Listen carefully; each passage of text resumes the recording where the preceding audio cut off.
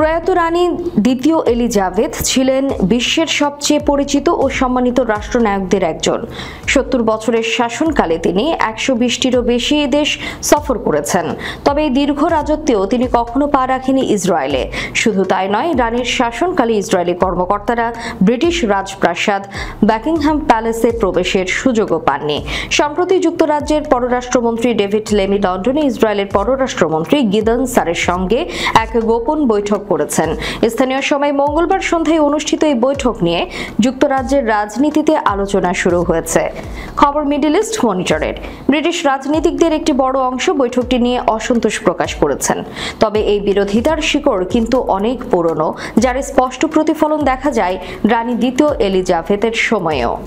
প্রসঙ্গত, ইসরায়েলের সাবেক প্রেসিডেন্ট রিউভেন রিভলিন একবার প্রকাশ্যে স্বীকার করেন রানী এলিজাবেথ কখনো ইসরায়েলকে ভালো চোখে দেখতেন না।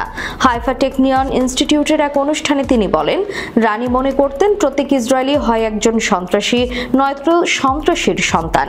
তিনি আরও বলেন, রানীর শাসনামলে আন্তর্জাতিক কোনো রাষ্ট্রীয় আয়োজন ছাড়া বাকিংহাম প্যালেসে কোনো ইসরায়েলি কর্মকর্তাকে ঢুকতে দেওয়া হতো না।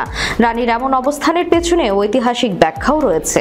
ধারণা করা হয় 1940-এর দশকে ফিলিস্তিনে ব্রিটিশ ম্যান্ডেটের সময় ইহুদিবাদী সন্ত্রাস গোষ্ঠীগুলোর সহিংস বিদ্রোহ এবং ব্রিটিশ সেনাদের উপর হামলার কারণে ইসরায়েলের প্রতি নেতিবাচক মনোভাব গড়ে ওঠে ব্রিটিশ রাজ পরিবারে। এই মনোভাবের ধারক ছিলেন রানী এলিজাবেথ নিজেও। রিভলিন বলেন, রানী এলিজাবেথ ও আমাদের মধ্যে সম্পর্ক কিছুটা জটিল ছিল।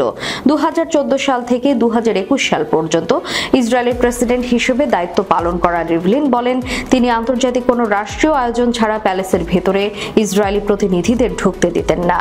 2022 সালের 8 সেপ্টেম্বর প্রয়াত হন রানী এলিজাবেথ। তার মৃত্যুর পর কনজারভেটিভ ফ্রেন্ডস অফ ইসরায়েল গ্রুপের অনারারি প্রেসিডেন্ট স্টুয়ার্ট পলক দাবি করেন, ইসরায়েল সফর করতে রাজপরিবারের সদস্যদের উপর নিষেধাজ্ঞা জারি করেছিল যুক্তরাষ্ট্রের পররাষ্ট্র মন্ত্রণালয়। এমনকি 2012 সালে ইসরায়েলের প্রভাবশালী দৈনিক হারেজের সাবেক প্রধান সম্পাদক ডেভিড লান্ডাও লিখেছিলেন, যদি রানী ইসরায়েল সফরে যেতে চাইতেন অথবা রাজপরিবারের কেউ যেতে চাইতেন তাহলে কেউ তাদের ঠেকাতে পারত না, কিন্তু তারা নিজ থেকেই ইচ্ছা প্রকাশ করেনি। রানীর ইসরায়েল বিরোধী মনোভাবের আরেকটি উদাহরণ 1984 সালের জর্ডান সফর।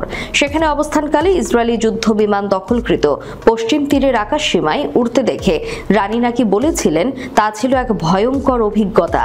এত কিছু সত্ত্বেও রানীর জনপরিসরে ইসরায়েল বিষয়ে কোনো সরাসরি মন্তব্য খুব বেশি পাওয়া যায় না। তবে পর্দার আড়ালে তার এই কঠোর অবস্থান আজও আলোচনায় উঠে আসে, বিশেষ করে যখন কোনো ব্রিটিশ রাজনৈতিক ব্যক্তি ইসরায়েলি প্রতিনিধিদের সঙ্গে সাক্ষাৎ করেন বা কূটনৈতিক সম্পর্ক জোরদার করার পদক্ষেপ নেন। বাকিংহাম প্যালেস সবসময় ব্রিটিশ রাজনীতির কেন্দ্রবিন্দু।